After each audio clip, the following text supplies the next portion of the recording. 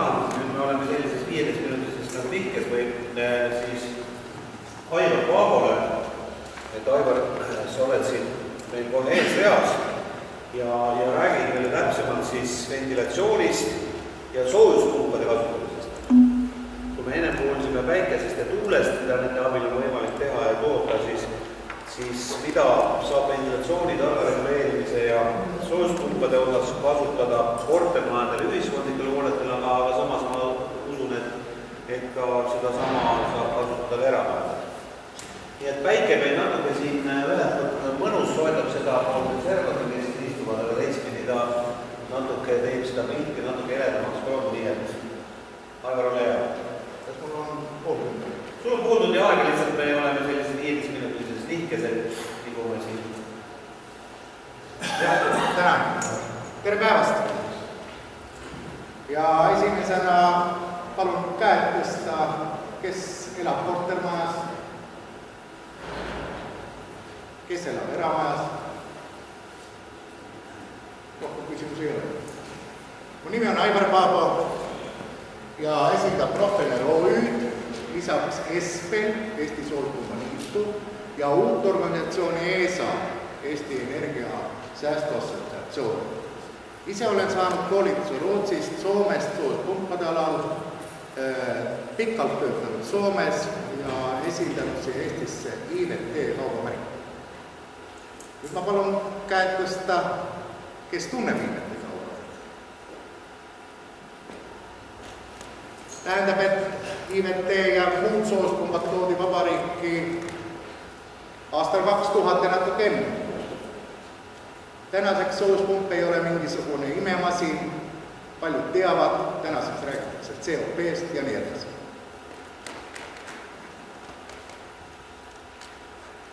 Aga meie räägime täna korrusmajast, tööstusest, aga lähtume kogu aeg ühest ja samast printsiibist.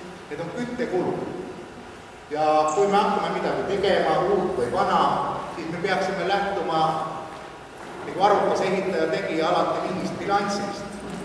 Ja küttebilanss, näete tablile, on soome keelne küll, aga protsendid on eesti keeles kirjutatud. Ja bilanss, see tähendab seda, et me võtame individuaalsektori bilanssi, siis keskelt läbi on bilanss kuskil 20 kuni 30 000 kilovatt-tundi aastas. Ja kui me mõtleme selle bilanssi peale, siis bilanss näitab seda, et küttekulud rahvakeeles ei ole kogu bilanssikulud. Küttekulud võib olla ainult 50%. 25% individuaalsektoris kulub ventilatsioonile. 25% läheb tarbevett. Kui me mõtleme nüüd renoveerimise peale ja mu esinemine lõikab läbi kortermajad Eestis, mille bilanss on 15 kuni 25 000 kortermajad, mille tarbimine aastas on 600 000 kilovatt-tundi. Et me räägime väga suurtest numbritest ja sellepärast ongi oluline bilanss. Ja selle bilanssi kaudu, kui me vaatame, et kuhu lahkub soojus, siis kortermajade puhul on see olukord hoopis teine. Seal elab ühes korteris 4 inimest, mis eramu puhul moodustas 25%. Kortermajade puhul moodustab 30, üle 30% ventilatsioonist lahkub soojus. See on üks selline number, mida me täna ei adu, mida me hakkame aduma pärast seda, kui teame. Väga huvitav number on veel kanalisatsioon. Me tahame ju elada nii, et tuleme restoranist kell 3 öösel, keerame kraani lahti, läbi seadusega peab tulema seal kuuma vette kohe. See on nii, kas või üks inimene tuleb öösel koju, ta peab selle saama. Ja see vesi tuleb ju 7 kraadiga talvel, 10-12 kraadiga suvel, tuleb läbi mõõdiku sisse, see soendatakse ära kas või klossetipotis 20 kraadiseks ja ta väljub ikka 10-20 kraadiga. Need on 2 olulist kohta. Nüüd, kui küttebilanss moodustab küttest, ventilatsioonist ja tarbeveest, siis renoveerimisel peab mõtlema alati selle peale, et küttet saab mõjutada ainult ehitusmaterjali. Kas me paneme soojustust rohkem, kas me valime paremat U-arvu akendele, millised on uksetihedid ja nii edasi, nii edasi. Tähendab, et me mõjutame ainult ühte osa. Tarbevett. saab mõjutada päikese. Ega see palju vahendada ei ole. Nagu eelmine kõneleja rääkis, on paneelid saab toodata päikest, meil on referents olemas Mustamäel, kus päikesega toodetakse korrusmajade peal. Ventilatsiooni saab mõjutada loomulikult tehnika, on soojustagatusseadmeid erinevaid ja täna ma räägin ventilatsioonist ja soojuspumba põhistest lahendustest. Ja soojuspump on üks selline imelik kater, et soojuspump huvitaval kombel suudab mõjutada kogu bilanssi, kütet, tarbevett ja ventilatsioon. Ventilatsioon ei ole ainult raha ja sääst ja kulu. Ventilatsioon on tervis majale, tervis inimesele. Väga palju on uuringuid tehtud, väga palju ka selle esinemise järgi, nende kaante vahel olevatest materjalidest on kodulehel, kus te võite võtta uuringuid, ventilatsiooni, haiguste ja kõige muu kohta. See tähendab seda, et maja peab olema terve ja inimene peab olema terve. Siin ei saa olla lähtekohaks sääst või kulu. Ja lihtsad numbrid on siin mu selja taga, et see on fakt ja tõsi. Kui me selle peale mõtleme, siis me teame, et me tegelikult seda teadsime.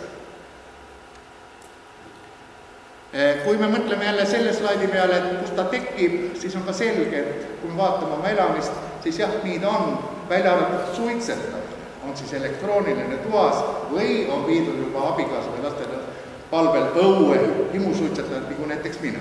Et ma toas ei suitseta juba paarkümmend aastat. Aga nõukogude ajal suitsetasin. Kui me vaatame filme, vaatame oma elu, ma mäletan oma elu, siis see oli loomulik. Inimeste hoiakud olid sellised. Mida siis see ventilatsioon tekitab? See tekitab sellist asja, näiteks naaberriigis Helsingi mikrorajoonis lammutati mitu korrusmaja maha, sellepärast, et see haigus korrusmajas oli levinud nii kaugel. Hallitushaigused, need on surmavad haigused, lammutatakse maha ainult sellepärast, muidu oleks majad olnud ju elamist kõlbnud. Kahjuks tundub, et Eestis ilming on läinud samas suunas, tehakse praegu renoveerimisprotsess, kus on maja tõmmatud plastikkaatkotti, mõtlemata selle peale, et maja peab hingama, maja hingas enne ja maja peab hingama ka homme ja seal tahes-tahtmata hakkavadki tekkima need väga ohtlikud haigused ja kui neid lähiaastatel ei parandata, siis tulem tuleb olema sama, et me võime rääkida ka, et Rakveres, Tallinnas me peame lammutama kuskilt midagi maha sellepärast, et me oleme midagi valesti teinud.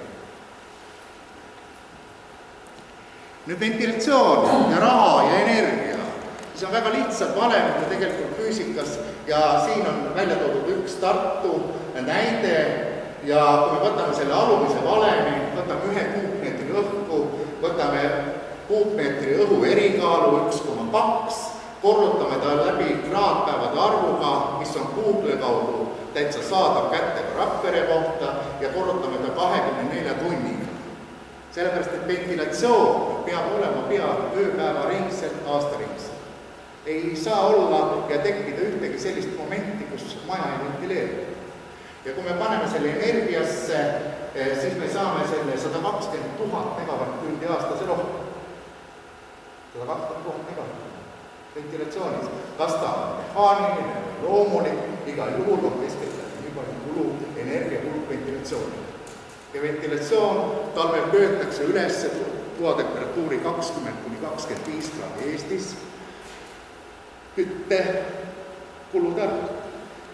Rahasse pannes on see nii, oli ta eile, homme on ta teine kui täna.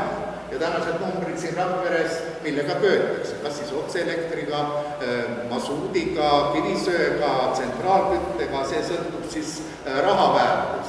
Ja antud juhul ma olen võtnud näiteks elektri ja selle hinnaga, mis on siin arvutused, näitab ka üle 13 000 euro aastas.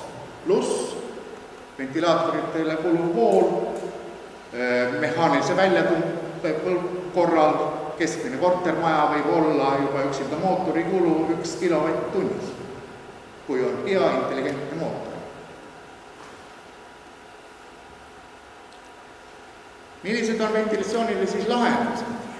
Lahendused on loomulik ventilatsioon, mis on reeglina olnud olnud siiamaani ja hästi toimib.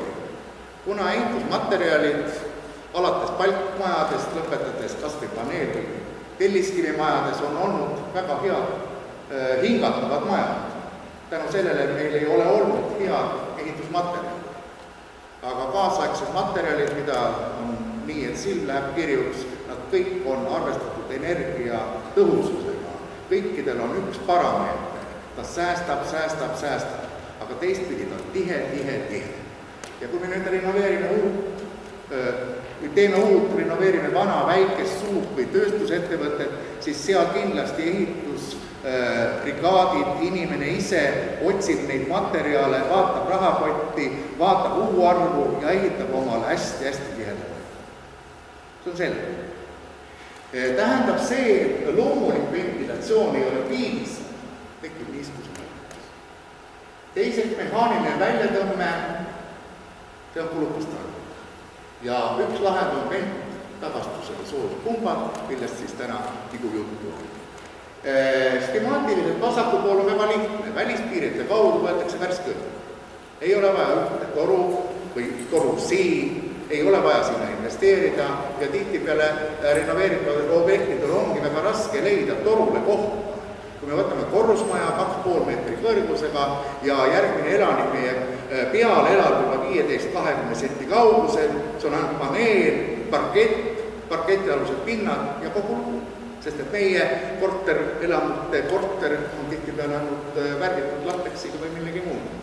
Ei ole võimalik kuhugi neid toruse panna, sellepärast kindlasti täna ja ka homme renoveeritakse neid just sellisel moel, et välispiirete kaudu võetakse värske õhk, mis talvel jaanuarikuuses võib olla -20.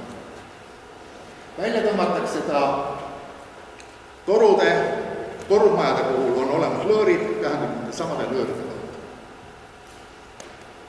Soojus, mis lahkub, lüütakse kinni soojusvahetuga, mis on katused reeglina või pööningu. Ja on ühendatud soojussõlme, soojuspumpa või soojuspumpadega. Ja neid ühendab on siis vedeliku trass, mis kannab energiat üle ventilatsiooni õhus olevat, viies soojuspumpa, mis kordsega teeb siis majale tarbevett ja kütet. Piltlikult me võime öelda nii, nagu vitaalsektoris siin Niivete ja Niivekaubamärgid propageerisid, üks siis ventilatsiooni soojuspump, teine ütles teistpidi eesti keeles, et väljatõmbe õhu soojuspump. Mõlemad terminid peavad paika. Soojuspump, mille energiaallikaks on ventileeritud õhu. Väga lihtne. Korrusmajade puhul ei ole ju midagi muud, ainult võimsused. Kui erasektorid võimsused on 10-15 kilovatti keskelt läbi, siis kortermajades need võimsused võivad olla 0 lisaks. Sõltuvalt, kui palju on kortereid, kui palju on välja ventileeritud õhku. Trass võib olla välja seina peale isolatsiooni sisse pandud. Reeglina tuuakse ta trepikojade kaudu. Eestis vägagi palju kasutatakse prügišahte, mis on kinni pandud, seal on piisavalt ruumi ja neid ei ole vaja eraldi peita. Sest et toru kui toru, esteetiline külg on ka tähtis, neid tahetakse panna sama värvi, kui on siis koridorid või muud seinad. Et see on selline projekteerija lähenemine nende asjadele ja tehniline arukus kohast leida trassi ülevalt alla viimine.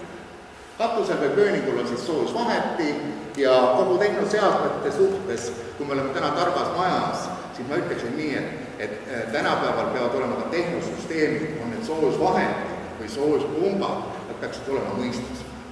Nende peaksid olema väiksed antennid, mis suudavad kommunikeerida teineteisega ja majas peaks ulatama välja antenn, mis suudab siis kommunikeerida nende võrkudega või siis kogu Euroopaga, et meil siin Rakveres, Raplas, Tallinnas ikkagi, kui me midagi teeme, väike antenn ja me anname signaali, siis me oleme lõpuks ühes kõrgus ja me saame tõsta nagu Shanghai mingit maja, saame Rakvere mingit maja korrusmaja üles, et on olemas.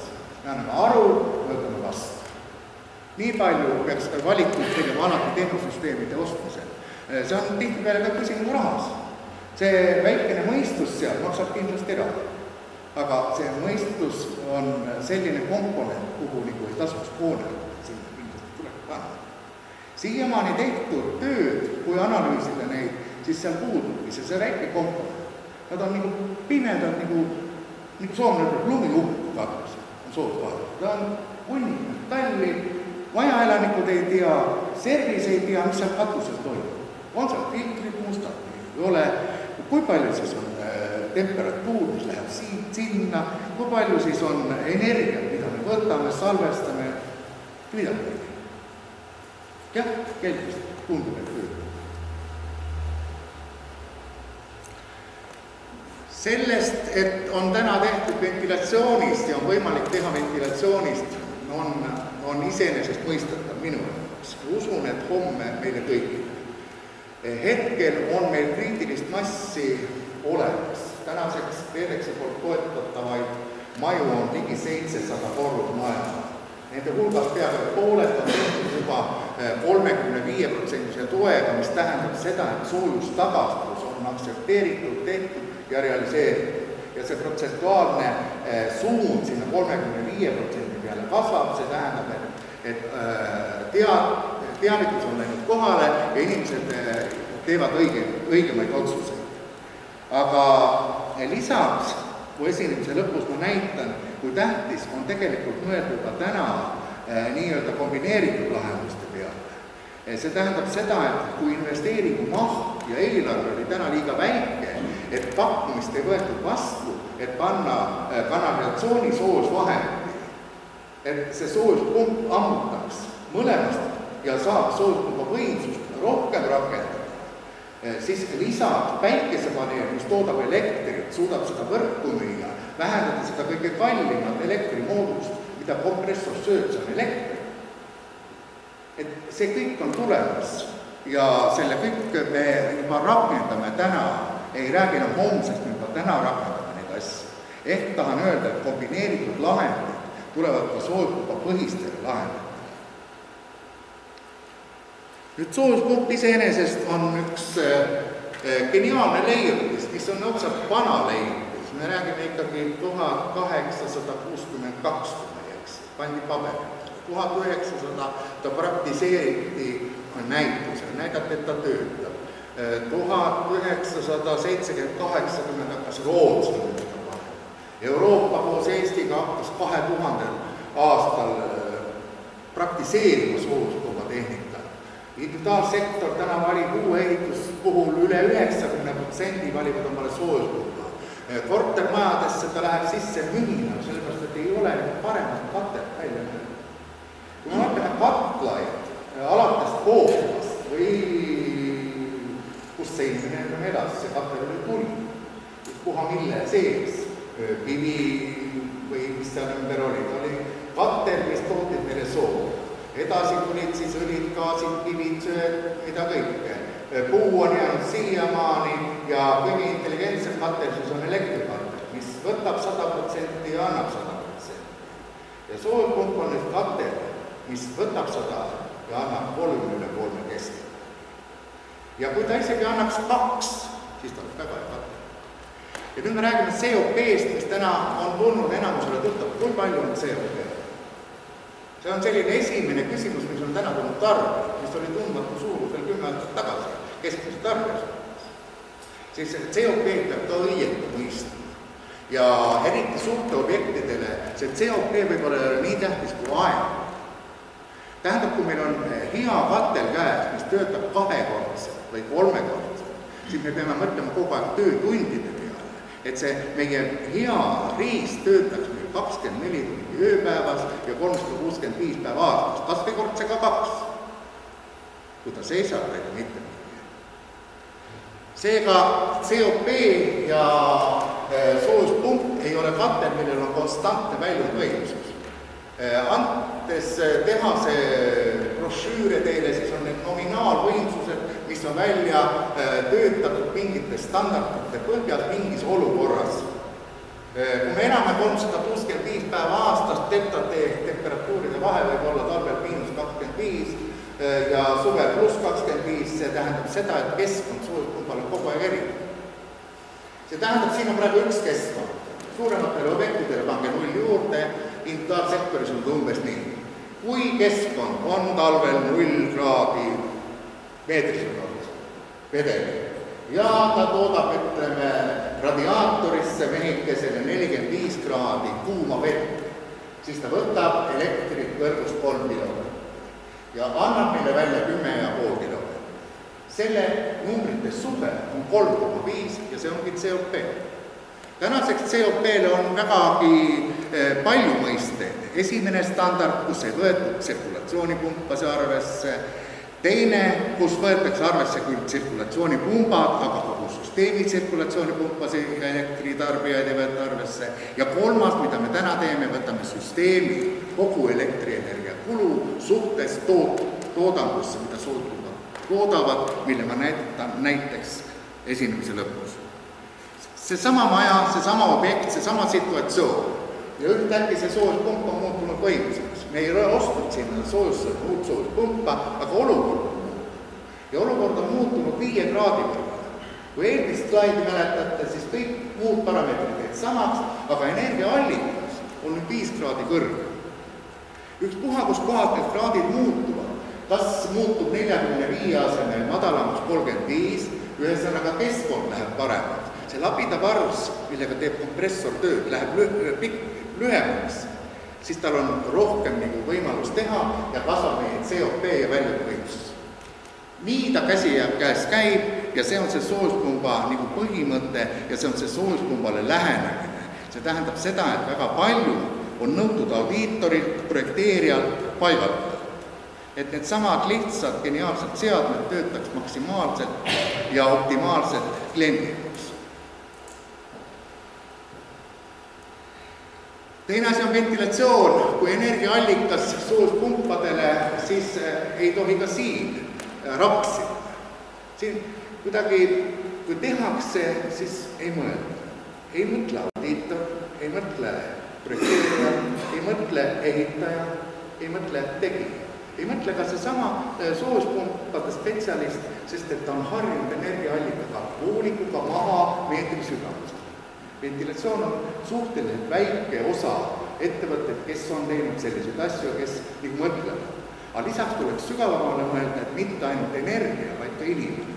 Kui me nüüd mõtleme neid korrusmajas või objekte, siis me võtame välisõhku päris kiirendast. Aga ta lahkub meil köögist ja vannidest. Meil on 2 kohta. Isegi kui me seda teame, siis me ei tee seda, sellepärast et see on kulu ja tavaliselt see klient ei taha seda vastu võtta. Need korterid on vaja läbi käia. Nendes korteris on vaja inimestega rääkida, sest olukord 50 aasta jooksul kortermajas on toimunud selline, ehitatakse uute materjali uusi kappe. Köögis pannakse köögisein, aga vaadatakse see kole tolmune rest. See pestakse puhta kappana sinna peale. Inimene ei mõtle, ta tahab ilusaks teha. Vannitoad pannakse uued kahvelkivid, seal on ka see vana rest. Ja tavaliselt on nii suur rest ja tolmud. Sealt on lahkunud ja inimene ise ei kinni. Nüüd, kui energiaallikas, kui siin individuaalsektoris, eks ole, läksid niimoodi, et milline maapind on, kas kuiv, savine, märg, siis kõik teadsid, kui mul on 50. No ma tulen objektile vaatama, ma panen sõrme mulga, ma uurin, kas sul üldse maud 400 meetrit. Siis kortermajade puhul, nagu seda ei tehta enamuses, mida peaks esimesele tegema. Seal peab kas sõrme muldamist, vaatama energiaallikat, kas see lahkub. Teine asi, kas uksed on kinni, kes on tihenud. Et õhk peab liikuma, sinna peab avad tegema siis, või uksed lahti hoida. Et õhk liikus täpselt nii, nagu sellel joonis. Edasi on välispiirid. Ja kujutame ette, et see on tavaline kõige odavam, mida peatöövõtja valib siis teie majadesse, nad on sees tühjad või on mingi nuustik pandud, nii kitsas riba. Kui me võtame selle nuustiku ja mõtleme natukene, et sellest lendab ju sääst läbi. Kui me elame näiteks Tallinnas Liivalaia tänaval, vaatame seda autode vooru ja tunnetame ära, et okei, täna meil ei ole veel tänaval masskeed, me oleme näinud Jaapani või suuremates pealinnades. Tegelikult seal on meeletult saast. Siis me peame mõtlema, et kuidas me filtreerime ennast. Kui see objekt võetakse vastu, siis tuleb tööde vastuvõtja või mingisugune asjapulk sinna ja ütleb, et kas su ventilatsiooniseadmes on filter, mis peab vastama EU 3 nõuetele. Aga ta ei tee juhtugi sellest, et milline on filtriklass korteritel, mida inimesed hindavad. See on kuidagi jäänud nagu nagu poleks. Tegelikult peaks võtma tellija selle üles. Ma tahan, et mul oleks värske õhk filtreeritud. Teistpidi, need odavad on siis kas nööridega kinni pandavad, nupuga kinni pandavad, tavaliselt nii-öelda fresh klapid. Me oleme inimesed, me oleme nii laisad, me ei viitsi. Me paneme küll kinni talvel, kui õues on küll, aga kevadel lahti ei tee. Meil on nii kiire, me ei tule selle peale. Nad ongi kinni ja jäävadki kinni. Tähendab, et väike detail kogu mahu juures, näiteks Sõpruse puiestee 202 maht oli 2,1 miljonit eurot inimestel, kes seal elavad. Swedbanki näidismaja Sõpruse puiestee 244 oli peaaegu 500 000. Nad ei teadnud millest, nad ei rääkinud sellest. Me oleme seda teinud Soomes, ma olen alustanud 2002, esimene maja Leppävaara 48 korda. Edasi siis 2011 tulin juba Tallinnasse, tahtsin tagasi kolida abikaasaga, Stellaga siin ja lapsed suured, mis seal teha, et ma ka Eesti poissrahvas kasvanud. Tahan siin midagi teha ja nüüd ma olen 11. aastast olnud kaasas ja 12. aastal võtsime siis ise Profineer OÜ-ga noore ettevõttega, mis on küll Iivete vundamendi baasil, inimeste baasil rajatud ja tehtud, on Järvekse 17 ja Sõpruse 202.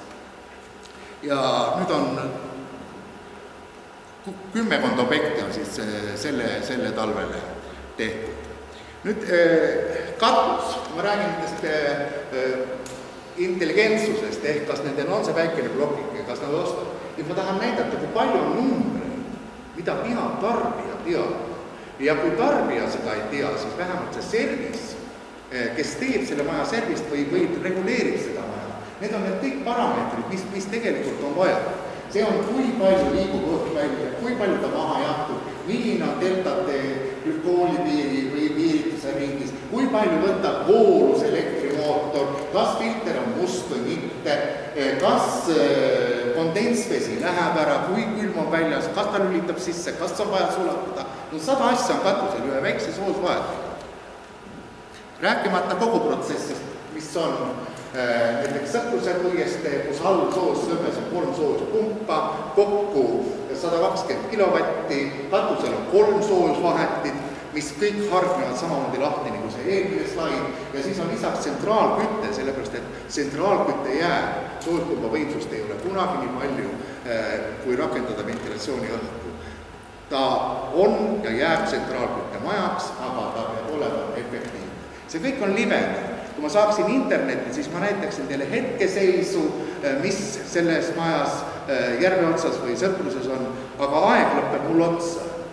Ja arvuti ma võin lahti teha kohvipausi ajal või võin vaadata livena, mis seal täna Sõpruses toimub.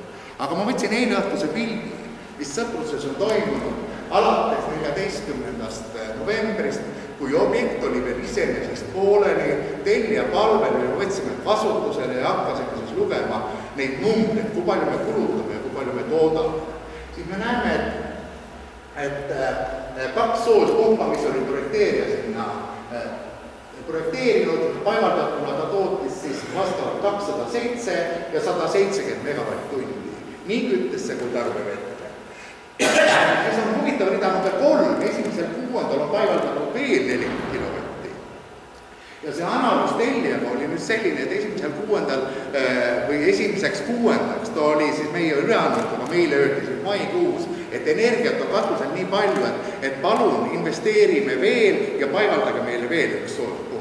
Kusjuures me olime mõned mõttes ka nagu analüüsi tegijad ja andmas soovitused sinna tasuks ja lülitasid ainult tsirkulatsiooni, tarbevaid tsirkulatsiooni, et see restoranis tulev inimene saaks ikka kell 3 pesta käsi, nägu või minna duši alla. Ei ole rakendada lihtsalt suvel nii päikest võrreldes nüüd soospumpadega, ei ole seda toodangut meil suvel rakendada, see talvel kiiti peale ja meil muu. Ehk 43 megavatt-tundi on siis tsirkulatsiooni toodetud, see on nüüd nagu fakt, mille me lülitame ilmselt täna öössel, hakkab ta töötama juba küttes. Kuna kütteperiood on alanud, see ei tähenda, et meil on mingi kuupäev, kus keegi keerab. Meil on mingi andur, tarkus, et maja on juba nii palju niiske, temperatuurid näitavad seda, et soojuspumba osa võimsusest hakkab minema küttesse. Kas siis mõneks tunniks või ööpäevaks, see sõltub see, mis ilmata uuesti. Kokku soojuspumbat on tootnud 421 megavatt-tundi. Korrutage ta läbi kas või 50. See kõik sõltub, see rahaline määr sõltub, kui palju maksab tsentraalkütte ja palju maksab elektri. Mida väiksem on nende vahe, seda tootlikum rahaliselt on see soojuspumbasüsteem. Aga 421 megavatt-tundi, kus investeeringus 100 000 sellele korteriühistule, on päris jahmatav hulk energia. Teine asi, mis on väga tähtis, ta on võtnud 167 megavatt-tundi, kogu süsteem, antud juhul 3 soojusvahetit katusel, 1 kilovatt tunnis on see kulu, kas me tahame või ei, kas meil on soojust tagastust või mitte. Lisaks tsirkulatsioonipumbad, mis on veel aitavad pumbad sellele süsteemile. Lisaks soojuspumba sees olevad tsirkulatsioonipumbad, nende kulu kokku on 167.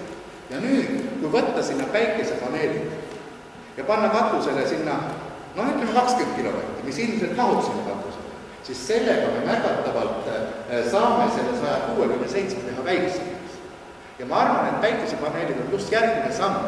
Ma usun, et ma leian Eestis ettevõtte, kes sinna tahaks näidisena panna livena, et mida tähendab päike meie Põhjamaa, siis siin annaks ta väga värviline seda ilmekat tulemit, rahalist tulemit ühistada. Ja puhas taastuva ilmarahata energiat, ka nii öelda, on 254 megavatt-tundi eilse päeva seisuga. Aasta ei ole kulunud, aastaks on see number tunduvalt suuri. Lisaks, ma lähen üle korda, et on hoiakud ja Aare Vabamägi ilmselt räägib nendest hoiakutest või vähemalt on kuulnud suurepärast nägemustesse, hoiakutesse, et meie hoiak on see, te ei mäleta kindlasti ühte numbrit järve otsas, aga see oli 24 kraadi. See oli sügisel, kus välju võhk on 24 kraadi. See tuleb läbi lõõmide, nüüd on soojus kaob. See tähendab, et tubades keskeltläbi 25 kraadi. Miks? Sellepärast, et maja on soojustatud, graafik on jätud samaks ja inimene on loodud nii, et mul on soe. Kui mul hakkab palama, teen akna lahti või võtan krutsada peale. Graafikut ei lasta sügisel ja talvel madalada. Graafikut on praegu õige aeg tõmmata alla, et nad hakkaksid elama keskkonnas 21-22 kraadi. See on terviklikult parem mõnus. Aga hoiakute kaudu ja teine asi, kui me saame need hoiakud korda, et kõik me oleksime nõus, siis me peame võtma ühe asja arvesse. 1 kraadi alandamine on circa 5%. Ühistu koos otsuses tehed elame 22 kraadises temperatuuris, kus ilmselt küttesüsteemi parameetrid langevad rohkem kui 1 kraadi, siis see on raha. Antud juhul ühe näite puhul, ühe maja puhul Tartus. Ja loomulikult see tuleb maja kuivamised, muu, et see tuleb, mida ma täna näitasin, järgmise aasta tulema on kindlasti tunduvalt parem, mitte sellepärast, et süsteemi on nii palju timmitud, aga hoiakud lähevad korda ja kõik muu läheb korda. Ja oleme avanud selle keskuse, tere tulemast sinna registreerida ette, sest et poolest tunnist lihtsalt aega väheks, et minna nüüd detailsemaks ja minna põhjalikumaks ja võib-olla arusaadavamaks. Et paristasin ära, poolest tunnistasin